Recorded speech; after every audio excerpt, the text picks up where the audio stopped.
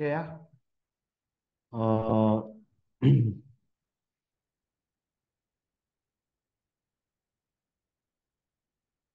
nah, jadi pembahasan kita di lesson 9 tadi terkait dengan managing service ya, managing service, bagaimana mengelola service yang ada di dalam sistem operasi.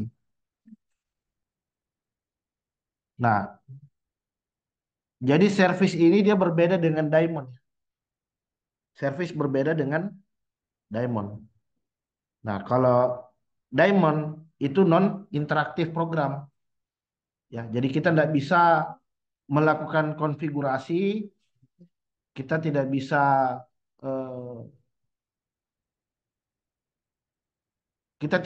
berinteraksi dengan program Daemon ini gitu karena dia merupakan eh, karena dia sendiri itu yang bersifat non interaktif ya. Nah, jadi ada proses-proses tertentu yang sifatnya itu adalah non interaktif, artinya tidak bisa kita intervensi prosesnya ya. Seperti proses booting itu kan kita tidak bisa intervensi ya. Nah, proses untuk meload library-library yang ada di sistem itu kan tidak bisa kita intervensi gitu kan. Tapi eh, ada proses di dalam Linux itu yang bisa kita intervensi, yaitu apa? Yaitu service. Nah, service ini bisa kita berkomunikasi dengan service ini, kita bisa konfigurasi dan lain sebagainya. Nah, jadi dengan adanya layanan service ini artinya kita bisa membangun suatu layanan. Misalkan dalam hal ini adalah layanan web gitu ya. Misalkan dalam hal ini adalah layanan web, berarti apa? Berarti kita butuh menjalankan service web service ya. Sehingga dengan begitu kita bisa menggunakan protokol HTTP untuk bertukar informasi.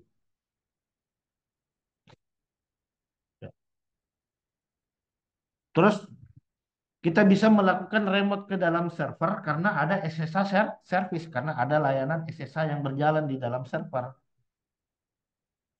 Sehingga dengan begitu kita bisa melakukan remote secara secure ya. Kita bisa melakukan remote secara aman melalui protokol SSH itu sendiri ya. Jadi SSH ini berbeda dengan telnet. Jadi sebelum adanya SSH dulu kita pakai apa? Pakai telnet. Tapi telnet ini tidak aman karena informasi yang dipertukarkan di protokol telnet itu tidak terenkripsi. Jadi misalkan kalau di sana ada yang nyadap percakapan yang terjadi, ada apa? Ada jenis serangan man in the middle attack yang mengintercept informasi yang dipertukarkan melalui protokol telnet, maka si hacker bisa lihat informasinya. Si hacker selanjutnya bisa melihat apa yang Anda inputkan di dalam protokol telnet. Nah, ini sebentar kita demo. Saya pakai WireShare. Jadi semua komunikasi di protokol yang tidak secure bisa tercapture dengan mudah dengan tools seperti WireShare atau TCP dump. Jadi saya bisa lihat itu percakapannya orang yang sedang berkomunikasi di protokol itu. Nah, kalau dia ternyata mengirimkan suatu kredensial di sana, si hackernya jadi senang. Wah, dapat password gratis nih. Terus kredensialnya dipakai untuk remote ke server. Hacker selanjutnya bisa macam-macam dengan server kita. Dia bisa nyuri data dan lain sebagainya. Karena kelalaian dari administratornya. Ngapain kau pakai protokol telnet? Udah ada SSH pakai telnet. Terus pakai remote internet lagi. Wah, di remote server lewat internet pakai telnet. Wah, sudah. Tambah parah itu. Ya. Nah, kemudian ada NFS service ya. Nah, jadi dengan adanya NFS itu artinya memungkinkan kita untuk bertukar sharing file, sharing data ya. Jadi NFS itu network file sharing. Ada NTP service ya. Jadi NTP service ini untuk sinkronisasi waktu. Nah, sinkronisasi waktu agar waktu kita bisa menyesuaikan dengan lokasi di mana kita berada saat ini. Nah, jadi kalau saya biasa balik Sulawesi, ketika connect internet, maka laptop saya secara otomatis menggunakan Wita. Kalau saya ke Jakarta, laptop saya otomatis pakai WIB, waktu Indonesia Barat. Kenapa? Kenapa demikian? Karena dia terhubung ke internet sehingga dia menggunakan waktu di lokasi kita saat ini. Jadi kita bisa bikin servernya. Kita bikin server NTP namanya. Kita bisa bikin itu, server NTP.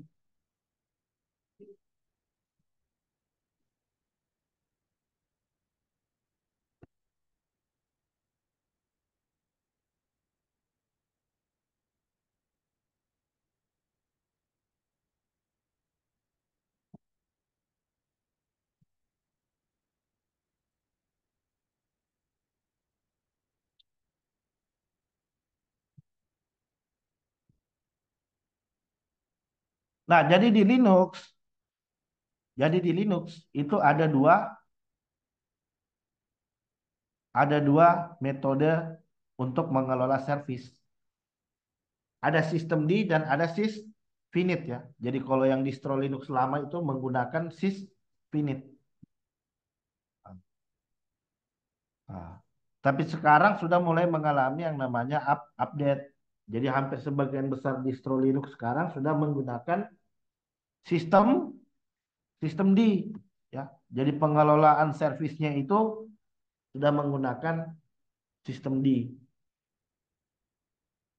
Nah, jadi apa yang dilakukan oleh sistem D ini, dia akan meload kernel dan beberapa service dan daemon.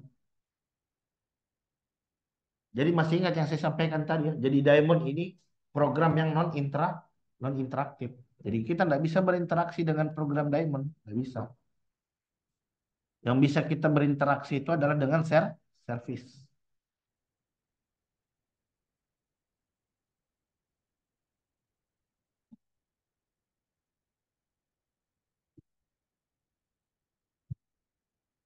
Jadi dengan sistem D, apa yang bisa kita lakukan dengan sistem D? Kita bisa mengkonfigurasi sistem sistem startup. Jadi dengan sistem D kita bisa memanajemen sistem startup. Jadi ketika sistem dia mengalami proses startup, maka dia akan meload beberapa proses yang kita inginkan. Oh, saya ingin service saya ini, saya ingin script saya akan keluar ketika sistem mengalami proses booting. Nah, itu bisa kita manage. Bisa kita manage dari mana? Bisa kita manage dari sistem sistem D. Ya.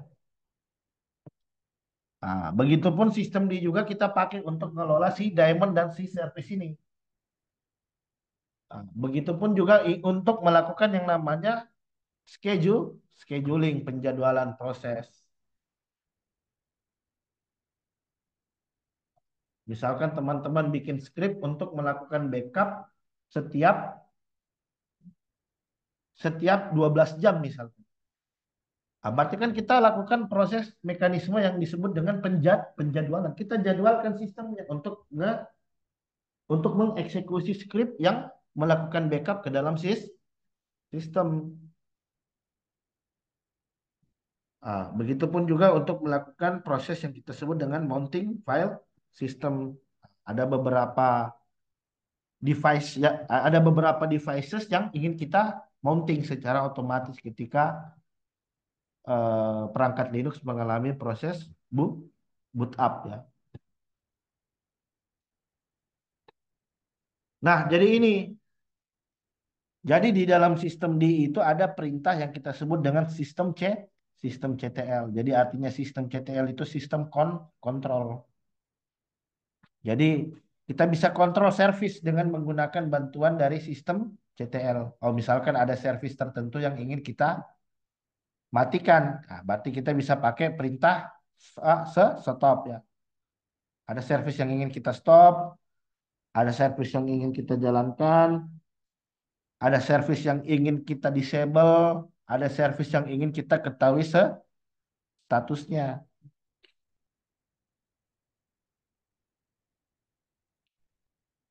Jadi hal tersebut itu bisa kita ketahui dari mana? Hal tersebut bisa kita ketahui melalui perintah sistem CTL ini. Nah, jadi teman-teman kalau punya layanan database gitu, nah, yang paling sering teman-teman lakukan apa? Kalau kelola infra, pasti salah satu aktivitas yang sering teman-teman lakukan ketika mengelola infra itu adalah ngecek service. Loh, kok ini aplikasi nggak bisa diakses gitu, Kak? Kok ini aplikasi nggak bisa diakses? Oh, ternyata service MySQL-nya down. Ternyata service Apache-nya down. Kalau service sampai mengalami gangguan, maka layanan tidak bisa bekerja dengan baik.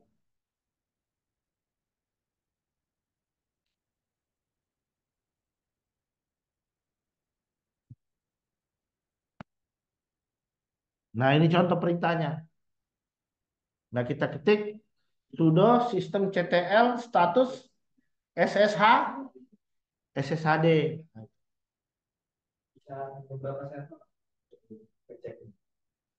Di beberapa server sekaligus ngecek servisnya bisa pakai Ansible.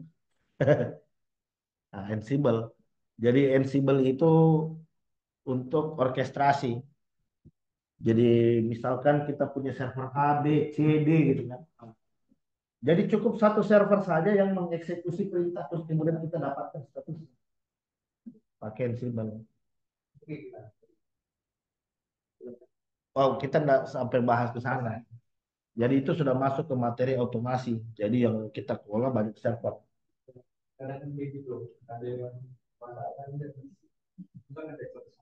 Iya, jadi bisa dibikin nanti pakai Ansible. Nah, jadi itu sudah masuk ke pembahasan Linux tingkat advance.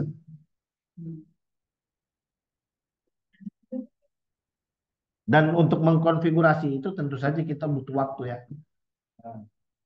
Pasti butuh waktu karena kita perlu konfigurasi Ansible servernya dulu, install engine-nya, dan lain sebagainya.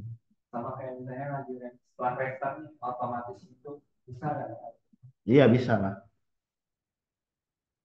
kita perlu start restart. Iya. Jadi bikin script saja. Jadi ada namanya playbook. Jadi teman-teman kalau sudah apa sudah paham tentang sistem Ansible, jadi kadang kita biasa bikin bikin playbook yang namanya.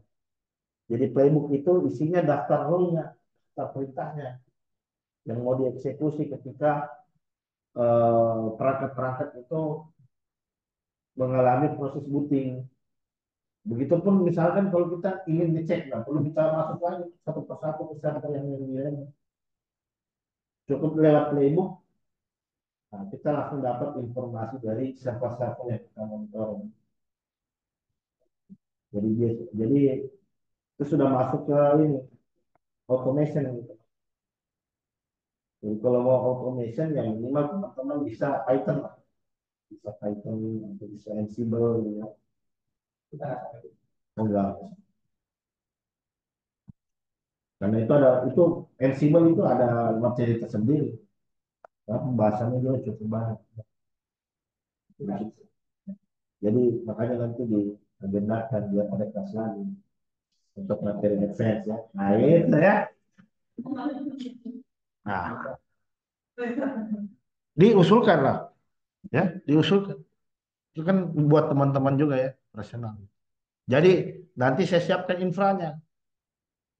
Jadi infranya memang langsung di production. Nah, asumsi kita punya 10 server, 20 server, bagaimana cara kita mengelola 10-20 server ini secara bersamaan. Nah, dibuat playbook saja. Buat playbook. Nah, jadi di sini kalau kita mengacu di slide ini materinya memang fundamental sekali karena dia spesifik ke service yang ada di dalam satu ruang lingkup server gitu. Nah, ini untuk ngecek ini ya, apa namanya? servis SSH ya. Ah, jadi mudahnya kita sambil demo lah ya.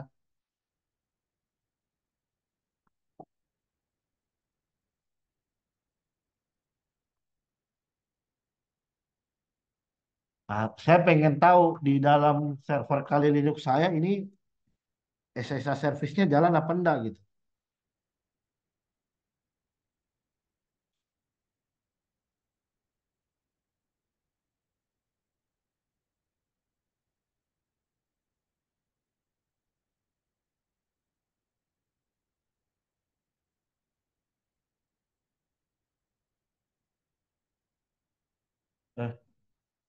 Eh, mau saya mana? Oh. Ah, ini.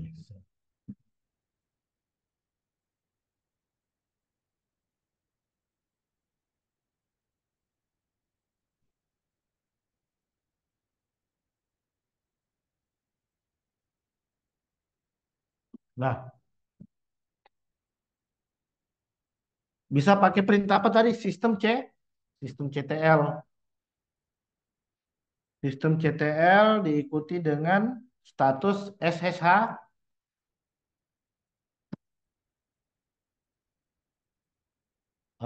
Sudah. Sudo. Bukan itu. Berarti servisnya dulu di awal, baru status.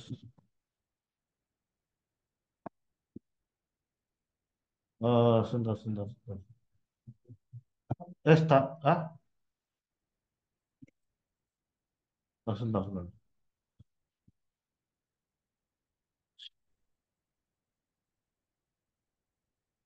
Sistem CTL.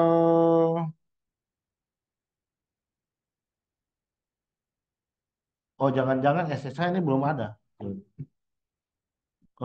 Oh, SSH sistem status SSH, betul, sudah betul. Status sudah sistem CTL status SSHD. Nah, saya takutnya belum terinstall ini SSH di sini. Ah, SSHD service not called not been found. Bisa jadi belum terinstall. Sudo apt get install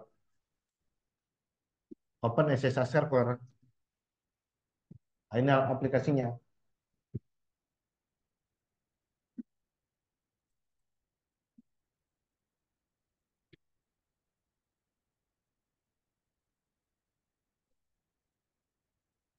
Watch Bobet sudah mus Bobet.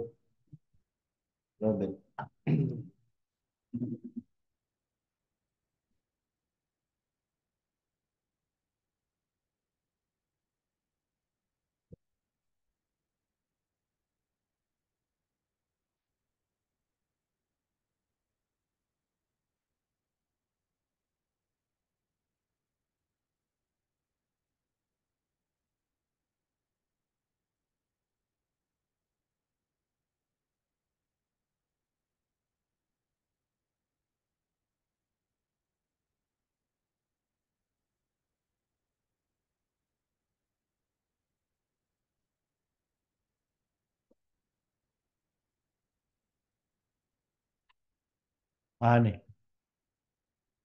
Berarti kita coba cek dulu. Ah, berarti bukan sistem CTL dia. Berarti sudo service status SSHD coba.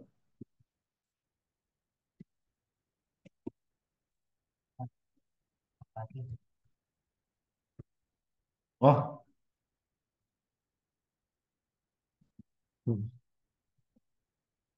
status SSH. Ini. D-nya itu diamond ya, sorry. D-nya itu proses backgroundnya. Jadi bisa kita lihat di situ kalau service SSH-nya belum berja belum berjalan, tapi dia ada, dia ada tapi belum aktif. Jadi kalau dia mau aktif, berarti apa? Kita SSH restart SS start saja start. Enter atas atas status. Status SSH. Sekarang kita coba cek. Dia sudah aktif. Artinya apa? Artinya server saya ini sekarang bisa di remote. Hah? Apa? Nggak perlu langsung saja. Ini kan sudah aktif port. Ini artinya sudah aktif port 80-nya sudah aktif.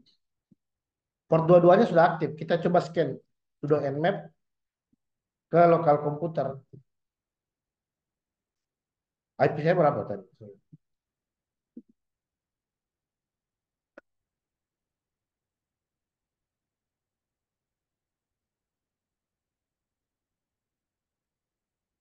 Sudo nmap. Saya scanning ke internal komputer saya.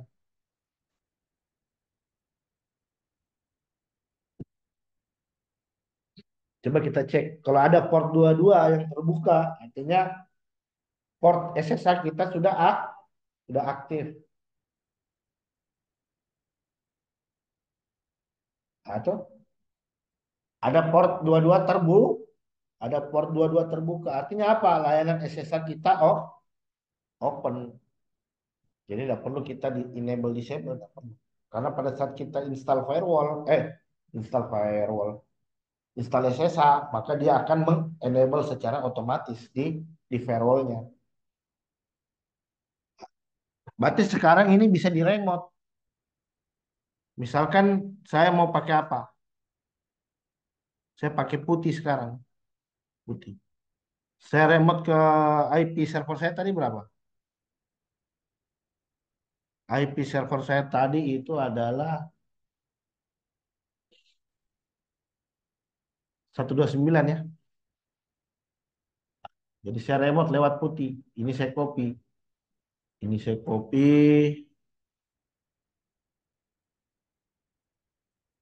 Putih tadi nggak? Putih. Saya masukkan di sini. Putih open. Atau coba lihat. Ini. Nah,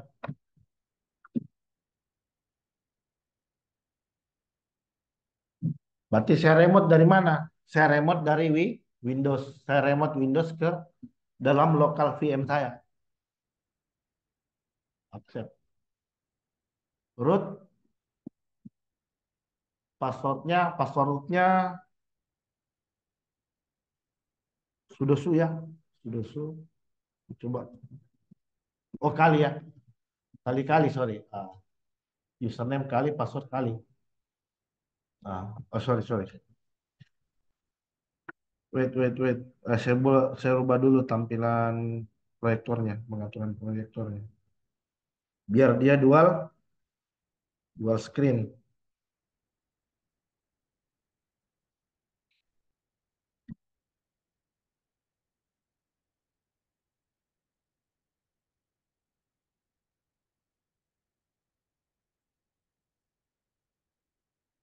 Gitu ya.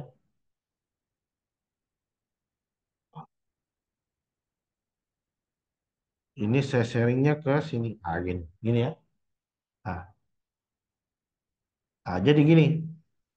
Linux saya ini kan kali Linux saya ini masih terbuka ya di sini. Jadi saya remote-nya dari sini, dari Linux, dari Windows. Di sini saya tinggal masukkan IP dari si kali. Dalam hal ini adalah 129. Portnya berapa? Portnya 22. Open. Tuh.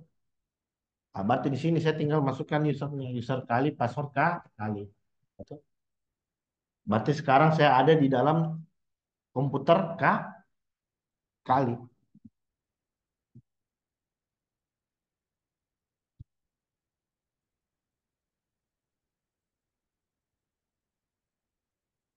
Semua jadi alat-alat perang yang ada di kali bisa kita akses. Ini remote-nya lewat mana? Lewat tampilan putih. Cuman hati-hati. Cuman hati-hati kalau Anda konfigurasi service. Jadi bagi saya default konfigurasi itu sama dengan weak konfigurasi. Kenapa demikian? Karena kalau kita konfigurasi servisnya itu sama, bisa ditebak, bisa bisa ditebak dengan mudah oleh seorang hacker. Jadi kalau Anda konfigurasi SSH ini tidak dituning, layanan SSH ini memungkinkan untuk bisa kita brute force. Jadi ini kalau saya ada project pentest dulu itu sering saya dapatin ada server yang ternyata tidak menerapkan yang namanya limitasi. Jadi mau 10.000 password kita inputkan ke dalam, diproses semua. Ternyata ada salah satu password di dalam 1.000 password itu yang ternyata cocok dengan server yang ada di target. Jadi seperti ini bisa di brute force. Seperti ini bisa di brute force. Ya.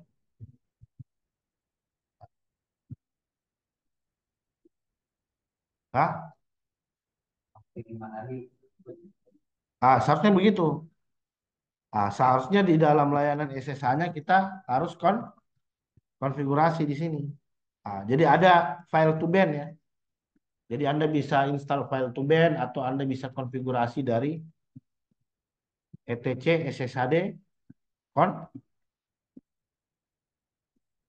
ssh config. Ssh config.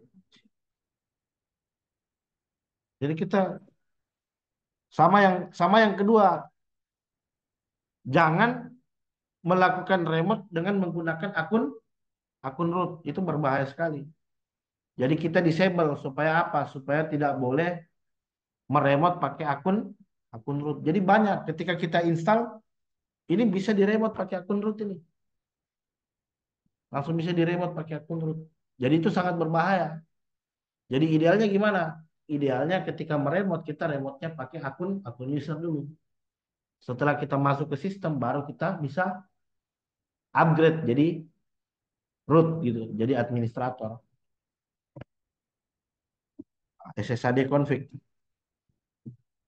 Jadi kita bisa konfigurasi di sini. Coba lihat portnya juga pakai port yang default. Nah ini kita ganti.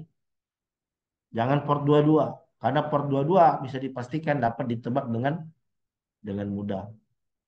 Terus kita bisa terapkan yang namanya whitelist. Ini permit root login tidak boleh. Ah, max out try ini sama dengan 6 kali. Ini kita rubah. Ini diaktifkan. Ini banyak yang install SSH terus ini nggak di tuning. Jadi harus dicuning itu konfigurasinya. Supaya konfigurasi kita sudah bukan standar. Karena kalau dia standar bisa ditebak dengan mudah tentunya oleh seorang hacker. Kalau dan loginnya Permit root login itu kita nggak bolehkan. Kita nggak bolehkan remote pakai akun root. Jadi kita hanya bolehkan meremote pakai akun user. misalkan kalau terlibat kita salah Ya, kalau semua lah. Kalau salah semua usernya. masuknya kan mau nggak mau mau password kita harus menerima sanksi. Kalau sudah seperti itu, berarti kita harus yang remote langsung ke servernya, langsung akses langsung ke servernya. Makanya memang harus hati-hati. Settingnya gitu bagi Ya, ini nggak boleh remote pakai akun root ini.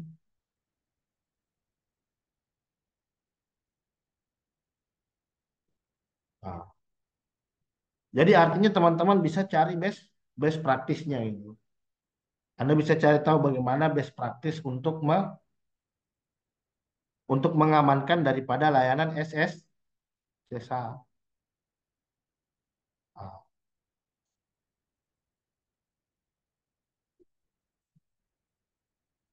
Ah, jadi saya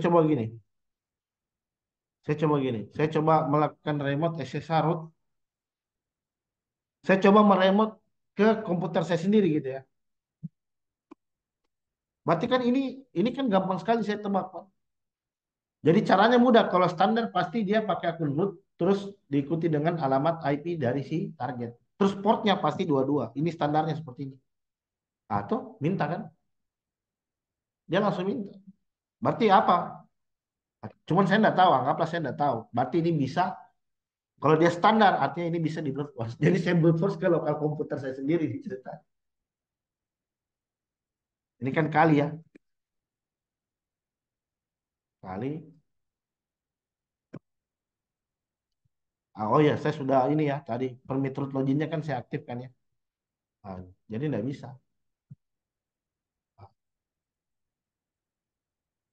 Jadi tentu saja Anda harus mempertimbangkan itu terkait dengan bagaimana cara mengamankan daripada services.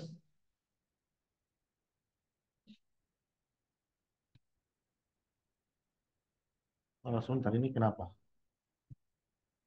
Di lokal Ya, ini karena di lokal maksudnya. iya. Remote ke lokal, bukan ke server lain. Gitu ya. Nah,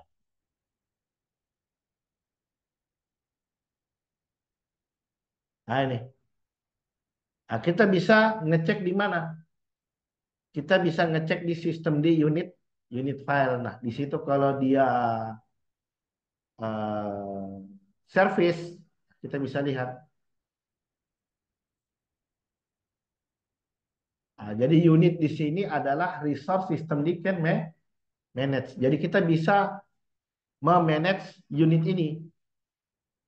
Unit file define unit configuration including dependency dan startup option. Jadi kalau kita ingin konfigurasi pengaturan startupnya dari suatu service dan beserta dependensinya yang akan di load, nah kita bisa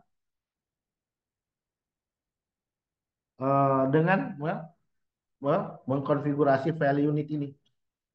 Jadi unit itu ada dua, ada yang .services dan ada yang target. Nah, jadi kita coba cari. Nah, kita coba cari, misalkan dari Linux, saya tinggal, saya tinggal ini.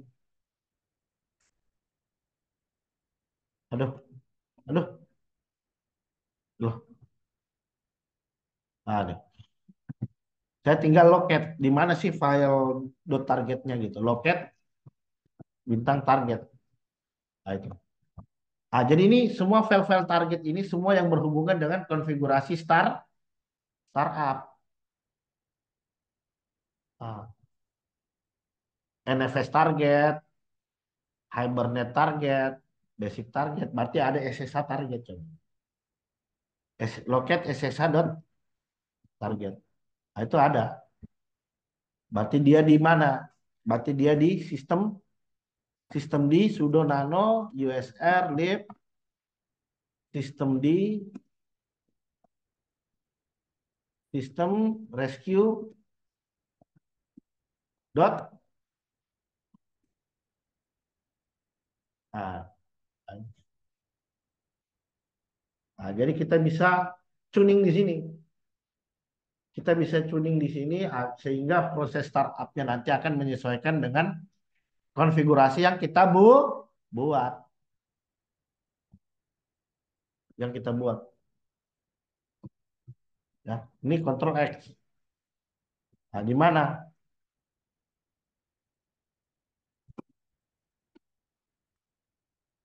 Jadi ini semua ini yang bisa kita. Kalau dia bukan .target, dia .services. Nah, itu semua file. Nah, ini file services semuanya. Ini bisa kita tuning, bisa kita tuning sesuai dengan kebutuhan kita tentunya.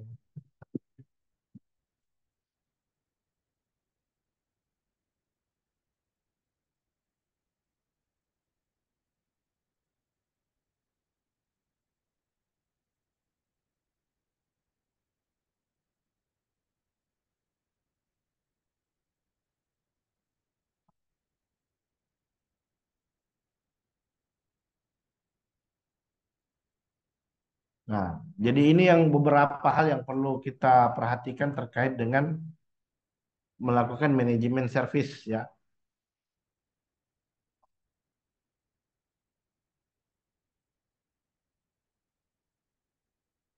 apa dependensi daripada service tadi dan urutan start ordernya gitu ya. Nah, ini untuk timer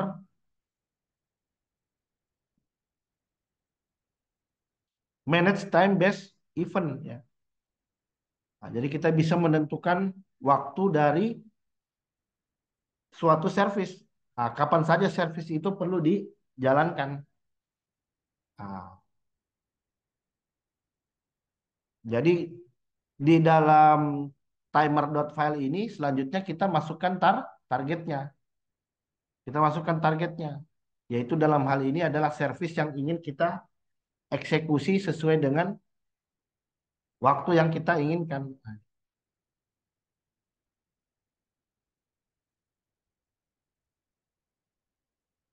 Nah, terus ini untuk pengaturan mounting file ya. Jadi mounting filenya di sini adalah di directory TMP ya. TMP ingin kita mounting secara otomatis ketika terjadi proses startup gitu.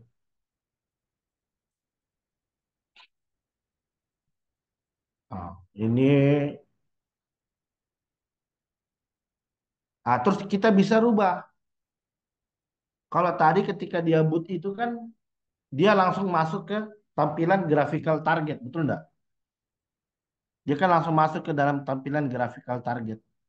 Nah, kita bisa konfigurasi agar apa? Agar ketika proses booting terjadi, maka dia akan langsung masuk ke dalam tampilan C CLI-nya, command line interface-nya. Jadi teman-teman kalau konfigurasi server, ya berarti teman-teman start enable service-nya itu adalah sebagai CLI. Coba kita cek dulu. Gini aja.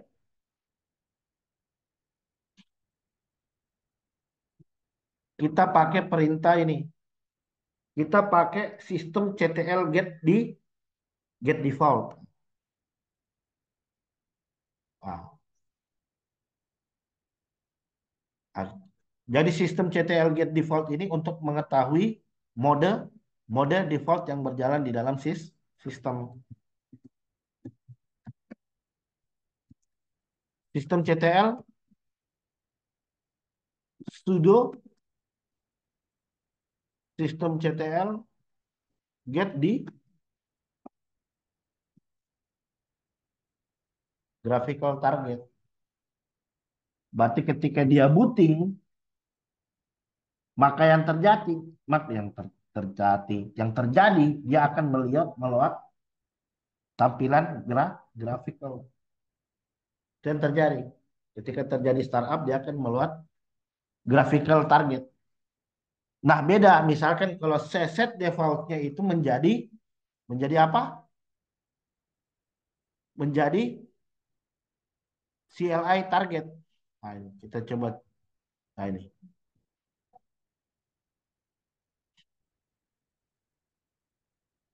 get default graphical target.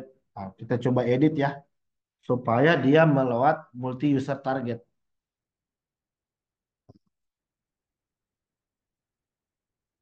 Ah, sistem CTL isolate multi user target gitu ya. Sebentar. Sudo sistem CTL isolate multi user sebentar. Di sini dikatakan multi user target gitu ya.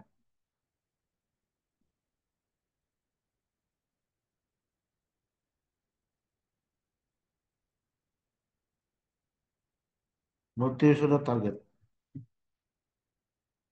Atau dia nanti akan berganti mode ke CLI. Jadi sudah nggak ada lagi apanya.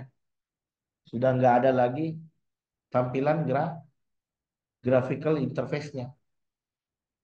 Nah, bisa kecuali apa?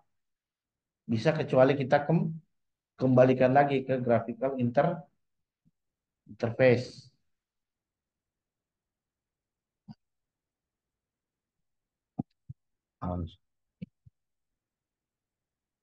Nah, dia lagi proses. Nah, jadi ketika dia booting, maka secara default nanti dia akan meluat tampilan si CLI-nya, gitu ya. Nah, ini kita sambil tunggu. Jadi kalau tidak ada kendala, seharusnya dia akan menerapkan command line interface ya.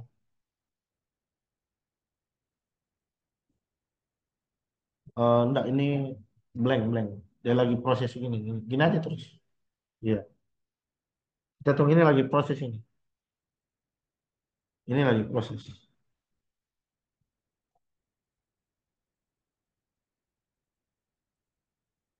Oke,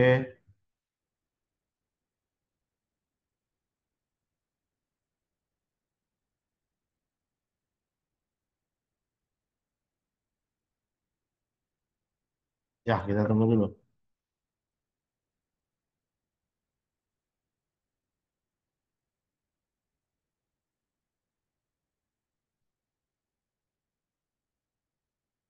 Ya, dia masih loading.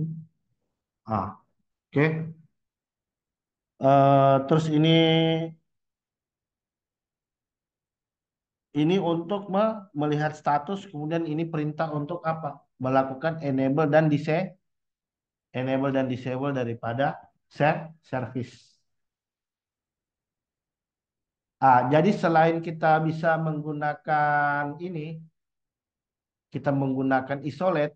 Ini salah satu solusi juga kita bisa dengan menerapkan yang namanya run level. Jadi sebelum adanya sistem kita pakai run level. Kalau saya tuliskan di situ run level 3, maka sistem akan berjalan sebagai mode CLI. Kalau saya tulis di situ run level 5, berarti dia akan jalan sebagai mode graphical. Nah, ini untuk yang sistem terdahulu, yaitu sysfinit. Jadi sysfinit di sini dia pakai apa? Run level. Tapi sekarang sudah diganti dengan yang sistem di. Kalau yang sistem di tadi dengan menggunakan mode seperti ini ya.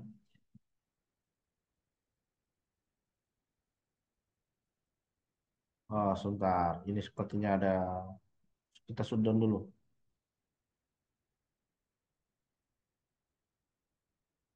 Kita shutdown dulu. Ah,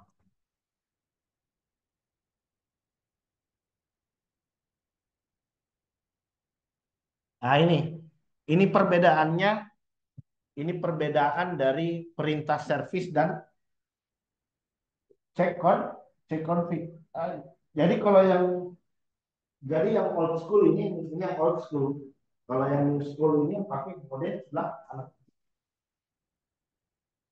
Jadi, saya dulu waktu masih keluar server Debian, dia masih menggunakan yang sysvinet seperti ini. Jadi kita untuk menjalankan service kita pakai perintah php from. Jadi kalau seperti ini artinya saya jalankan service SSHD-nya itu di mana? Di run level 3 dan di run level 5. Jadi dia bisa jadi service SSHD bisa dijalankan di mode command line dan di mode graphical. Kita bisa custom agar dia bisa jalan di mode tertentu saja. Nah, kalau new school-nya, yang new school itu sekarang dia pakai sistem CTL atau dia pakai service. Kalau kita pakai sistem CTL, sistem CTL diikuti dengan nama servisnya. Soalnya kalau sistem CTL itu dia statusnya dulu, terus kemudian diikuti dengan nama servisnya. Beda halnya kalau kita pakai yang servis. Kalau servis, nama servisnya dulu diikuti dengan komennya. Diikuti dengan komennya.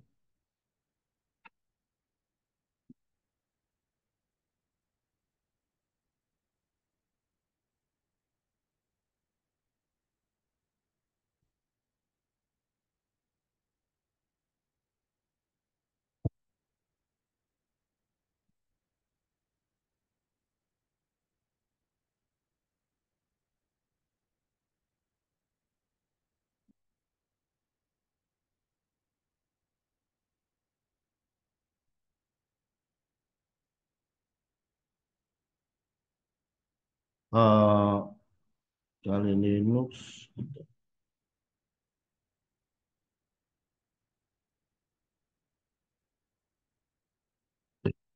Hmm.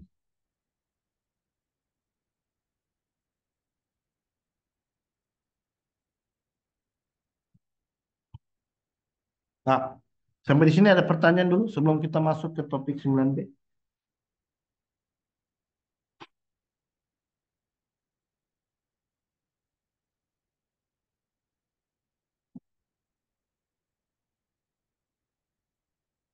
Saya mohon izin toilet bentar ya.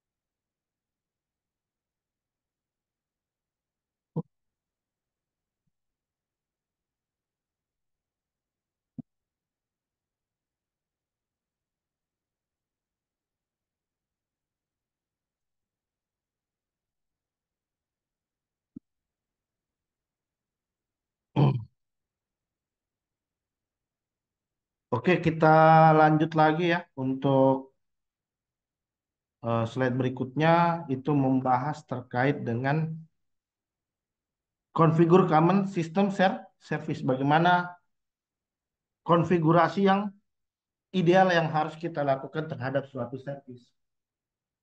Nah, jadi seperti yang saya katakan, default configuration itu sama dengan weak configuration. Jadi kalau saya dapat project pentest dan kebetulan target saya ini pakai konfigurasi default, nah itu kadang mudah sekali untuk bisa kita take over untuk kita hacking. Kenapa? Karena service sistem yang terjadi di dalam itu bisa kita tebak dengan mudah. Dia menjalankan service yang standar. Dan tentu saja ini akan membuka peluang dari sisi security tentunya.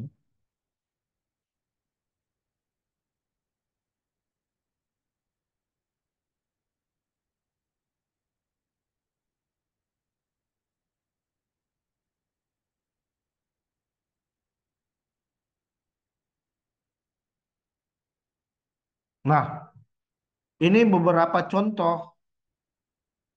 Ini adalah beberapa example contoh terkait bagaimana mengkonfigurasi layanan SSH yang secure. Jadi jangan berasumsi bahwa dengan menggunakan SSH lantas permasalahan security jadi selesai. Ah, pakai SSH dia kan terencrypt. Iya, jalur komunikasinya. Tapi bisa saja ada celah dari sisi konfigurasinya yang tidak terimplementasi dengan baik. Jadi ini contohnya. Jadi kita ganti portnya. Jadi defaultnya dia jangan menggunakan port 22. Kita cari port yang tidak default gitu ya. Misalkan kita pakai port 1234 gitu atau port yang lain gitu ya. Terus kita disable. Disable apa? Disable root authentication. Jadi jangan meremote ke server dengan menggunakan akun root. Berbahaya. Karena ketika ada serangan man in the middle attack, dia bisa capture kredensial kita, maka game over. Si hacker selanjutnya bisa dapat akses root. Nah, kemudian konfigurasi banner. Nah, konfigurasi banner agar eh, agar pengguna selanjutnya bisa lebih hati-hati. Jadi kan biasa kadang kalau kita remote server itu langsung muncul banner ya, ada banner. Aktivitas Anda termonitoring itu. Nah, jadi hacker selanjutnya nanti akan mengurungkan niatnya untuk meretas gitu. Karena ada banner yang secara tidak langsung mungkin mempengaruhi psikologis dari si attacker. Nah, kita konfigurasi key based authentication.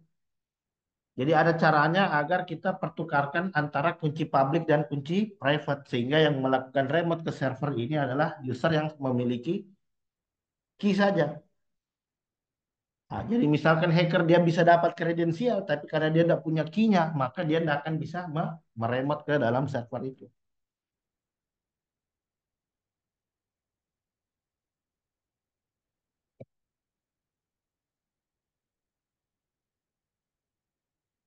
Nah, jadi mana kita bisa monitoring adanya aktivitas yang terjadi di sistem? Kita bisa ngecek di log ya, termasuk dengan percobaan login, termasuk dengan berapa kali dia menggunakan kredensial apa, dia dia menggunakan user apa dan lain sebagainya. Jadi bukan hanya SSH, tapi juga servis-servis yang lain. Jadi di RSyslog ya, atau biasa kalau apa namanya? Kalau di sistem di itu ada apa namanya? Di sistem di itu ada jurnal ya, jurnal CTL gitu ya. Jadi dari jurnal CTL saya bisa monitoring log secara real time. Mana log yang urgent, mana log yang mengalami, mana log yang warning, yang normal dan aktivitas yang mengalami gangguan atau violet gitu kan. Nah, jadi di Linux kita bisa dengan menggunakan perintah jurnal CTL.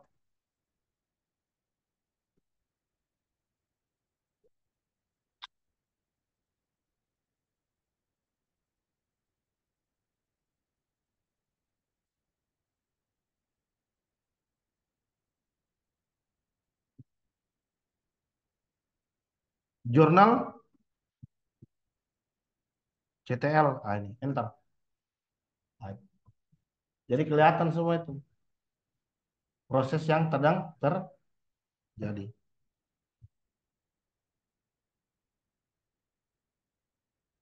Nah, sudo jurnal CTL min aux ya.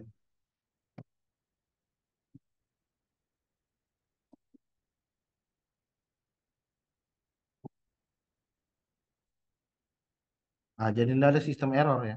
Jadi semua sistem kalau ada error ya bisa nanti biasa dia akan ditampilkan.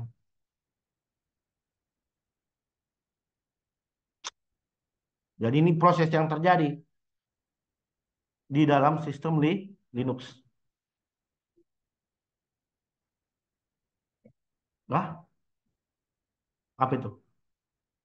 Bedanya dengan apa? Hah? GFIF.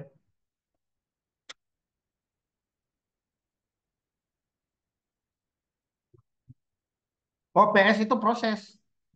Itu proses yang berjalan, proses aktif. Ini history ketika sistem melakukan loading, melakukan boot startup. Itu kan dia ngakses ke komponen-komponen yang ada di dalam sistem, betul nggak? Nah, yang jurnal. Kalau jurnal itu dia dia itu log proses booting. Kalau jurnal. Kalau pakai apa tadi Mas sebut PS ya. Jadi PS itu untuk melihat proses yang sedang aktif. Beda ya? Beda itu. Ya, ini proses boot ini yang terjadi. Dia akan ngelihat ini. Ah, kalau ternyata ada driver-driver yang gagal load, ah itu nanti biasa warnanya merah gitu sih. Ada keterangannya. Ah, tapi kalau dia masih seperti ini masih bisa ditoleransi. Tapi kalau dia merah itu artinya ada critical system gitu yang harus segera dicek ya.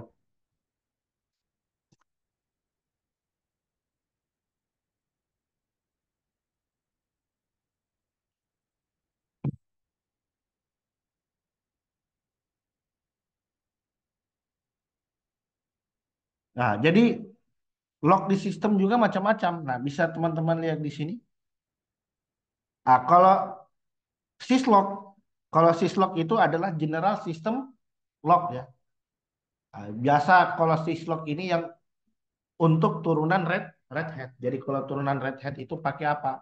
Pakai syslog. Nah, sedangkan kalau kita yang turunan Debian, misalkan Ubuntu kali Linux, nah itu kita ceknya di farlog messages. Nah, ini log-log yang umum, log umum yang terjadi dalam sistem. Nah, kalau dalam di bawah distro Red Hat untuk mengetahui log autentikasi, ada percobaan login ke layanan SSH dan lain sebagainya. Nah, kita bisa lihat di Farlog Secure. Nah, kalau di Debian di outlog ya, Farlog outlog. Nah, jadi kan tadi sempat berapa kali saya melakukan remote ke ini ya, ke Kali Linux ya, pakai Windows ya. Berarti seharusnya historinya ter tercatat di dalam log log Kali Linux. Betul ya? Nah, berarti di mana itu? Berarti di Farlog out.log. Nah, ini.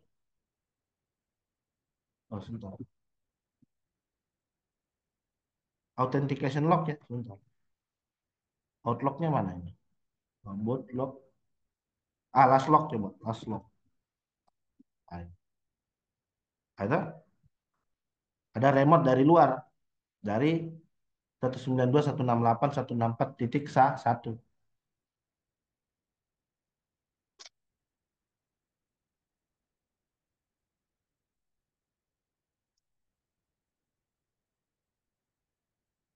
Nah, ini untuk bootlognya. Kalau bootlognya di mana? Farlog bootlog bisa juga dari sini.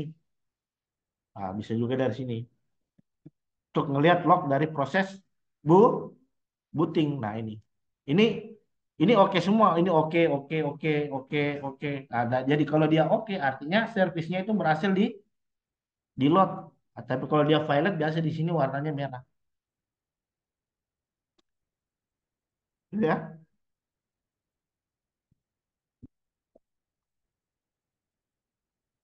Hmm. Hmm. Nah, bisa juga di yum ya. Yum.log atau httpd.log. Ah, kalau httpd ini biasa untuk melihat log dari web service. Traffic kunjungan ke dalam website itu semua bisa dicek di httpd log ya.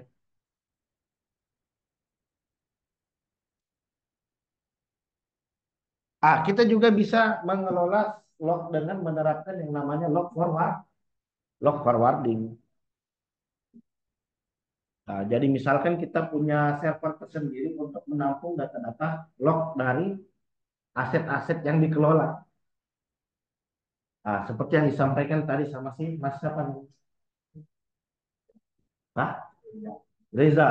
Mas Reza. Jadi Mas Reza tadi Pak, kalau monitoring satu persatu kan susah gitu. Ya sudah, kau forward saja lognya. Di server yang Anda kelola itu kan dia pasti punya log gitu. Ada log server, log autentikasi. Nah, itu sudah, Anda terapkan saja log forwarding namanya. Supaya log-log tadi selanjutnya nanti akan dikirim ke log server. Jadi Anda cukup kelola yang di log servernya saja. Jadi jadwalkan agar dia ngirim log setiap durasi waktu tertentu. Bisa pakai perintah FTP misalnya. SCP atau bisa dengan perintah RSYN ya. RSYN, RSynchronized ya, banyak. Nah, kalau yang basic forwarding ini kita bisa pakai port 514. Jadi port 514 itu dia menggunakan protokol UDP.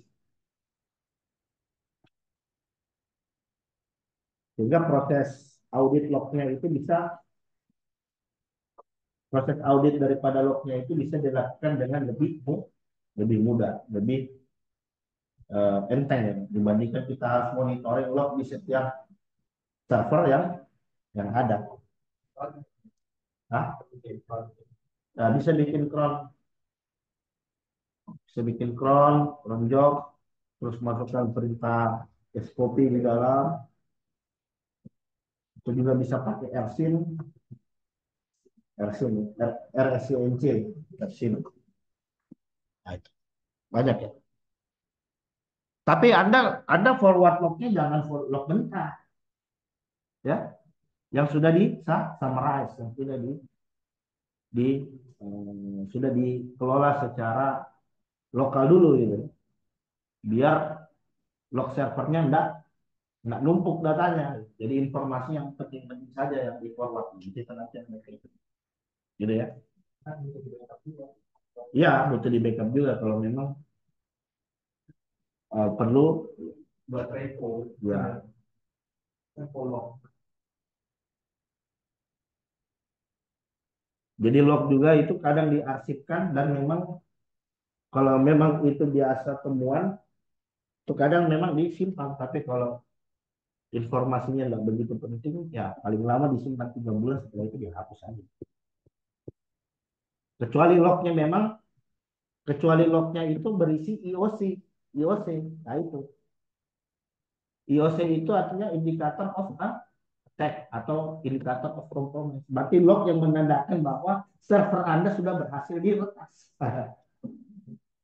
dihack. Nah, itu kan ada log. Nah, itu jadi nggak bisa itu harus disimpan di dalam organisasi sebagai bahan pembelajaran bahwa ternyata dulu kita pernah dilepas lewat link ini. Yang di Apa? Nah, kita kita ya bisa bisa dari job, terus nanti kan eh, bikin pattern ya untuk mendeteksi adanya serangan. Jadi kita sebagai seorang pengelola server ya kita harus tahu dulu jenis serangan yang terjadi ke server apa saja.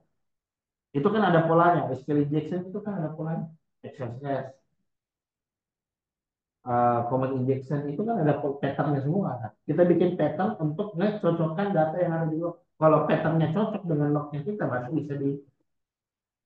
bisa kita klasifikasi, bisa jadi sistem kita sekarang sedang diserang. Gitu ya. Nah, sebentar kita coba demo ethical hacking ya. Bagaimana melakukan hacking ke server gitu. Terus gimana cara investigasi lognya.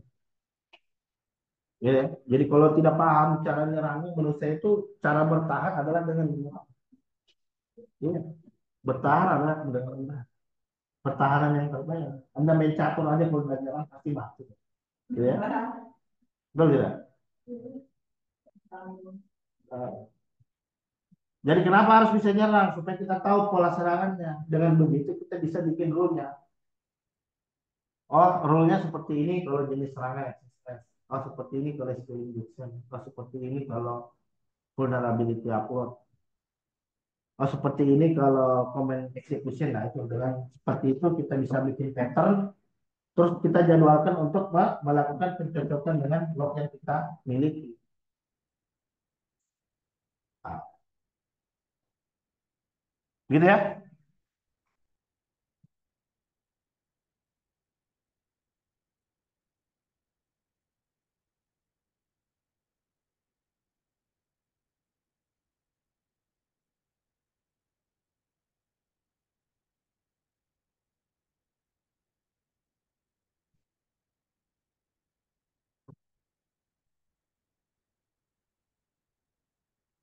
Nah, ini contohnya ya.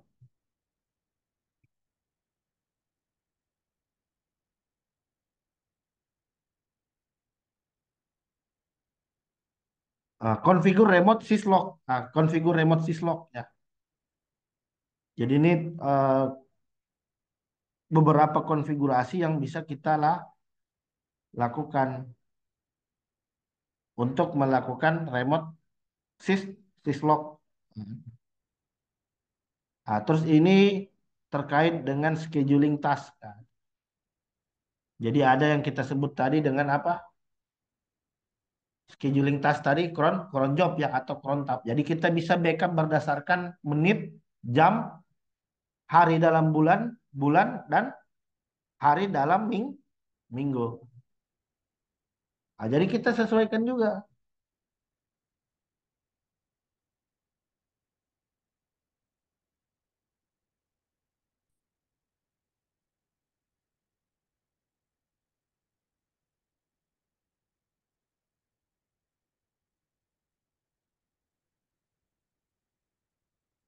Nah, kita perlu menyesuaikan. Jadi misalkan kalau backupnya itu dilakukan di interval tiap menit, berarti kita setting di kolom yang ke di kolom yang ke satu, yang pertama. Ini. Misalkan kita set untuk melakukan penghapusan histori tiap 5 menit. Atau kita set misalkan melakukan backup di setiap jam 12 malam. Berarti masuk ke mana? Berarti masuk ke host. Ya. Dilakukan di setiap minggu. Berarti masuk ke dalam day of week aja. Jadi kita bisa uh, jadi seperti ini contohnya. Run script backup SH daily at 10 PM. Yang mana yang di kolom 2 ini adalah jam ya. Kalau 22 itu kan artinya jam 10. 022 berarti tiap hari ya. Ini artinya tiap hari. Terus ini kita kasih asterik bintang. Artinya ini tidak perlu. Karena yang kita butuhkan itu hanya di jam 10. Tapi misalnya kalau di situ ternyata ada waktunya 10.30, berarti di sini kita tambahkan 30 menit. Di sini 30.22. Ini artinya setiap jam 10 di menit ke 30. Eksekusi script backup.sh ini. Sehingga proses backup di sini nanti akan terjadi secara rutin di setiap jam 10. Ini.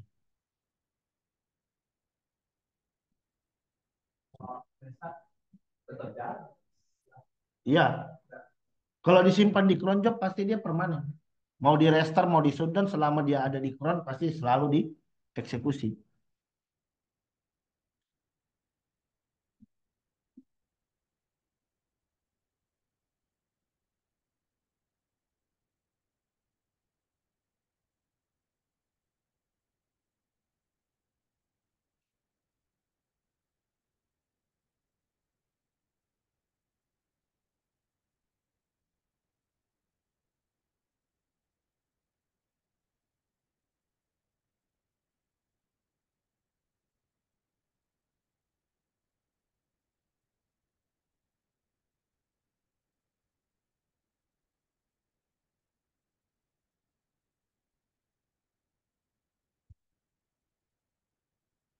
Nah, ini untuk web server.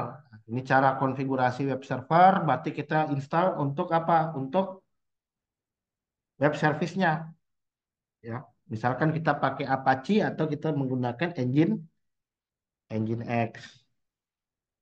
Terus kita listening ke port lah 80. Secara default web service itu nanti akan listening ke port 80 kecuali kita sudah install SSL ya, secure socket layer-nya. Kita bisa buka port 443 untuk HTTPS.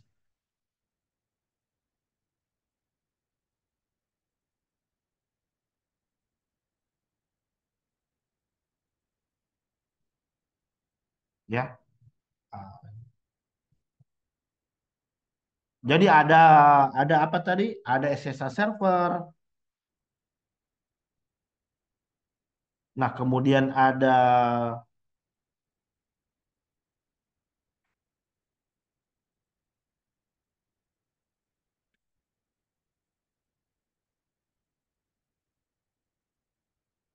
SSH server, ada web server, ada apa lagi? Ada CAPS, ada CAPS server. Jadi CAPS ini biasa kita gunakan untuk melakukan printing sharing. Jadi misalkan di dalam suatu jaringan LAN cukup ada satu server saja yang listening untuk bisa digunakan oleh banyak klien dalam jaringan. Jadi kita jalankan service CAPS-nya. Jadi klien cukup akses ke service CAPS, kemudian dia bisa melakukan printer dia bisa menggunakan printer yang tersedia di jaringan. Terus ada NFS server. Jadi NFS ini adalah file file sharing, ya. Kita bisa melakukan sharing resource melalui layanan NFS ini.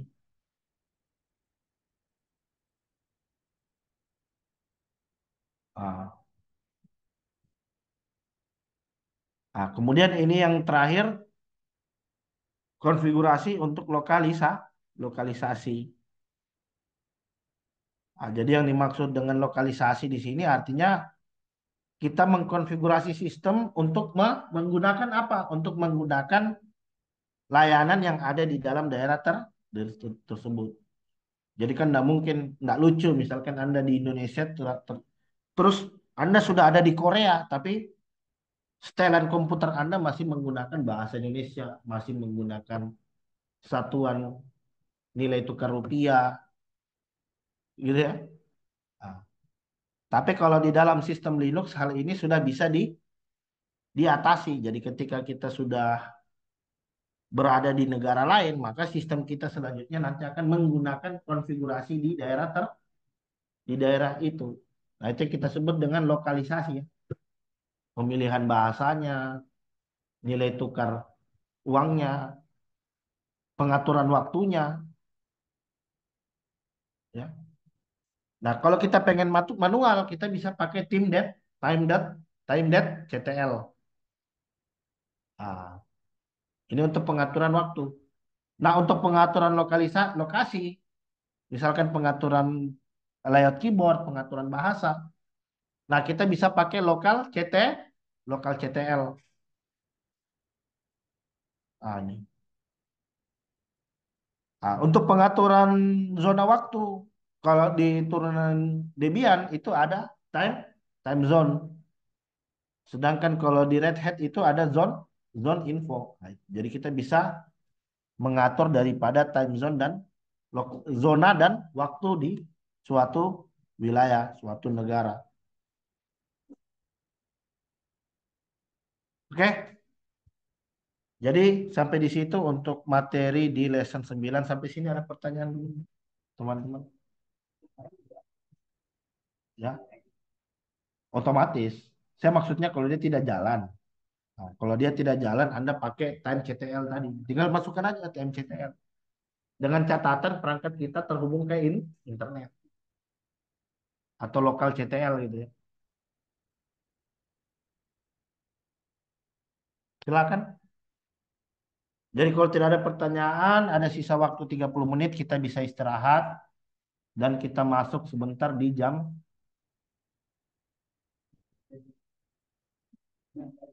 Mau masuk jam berapa?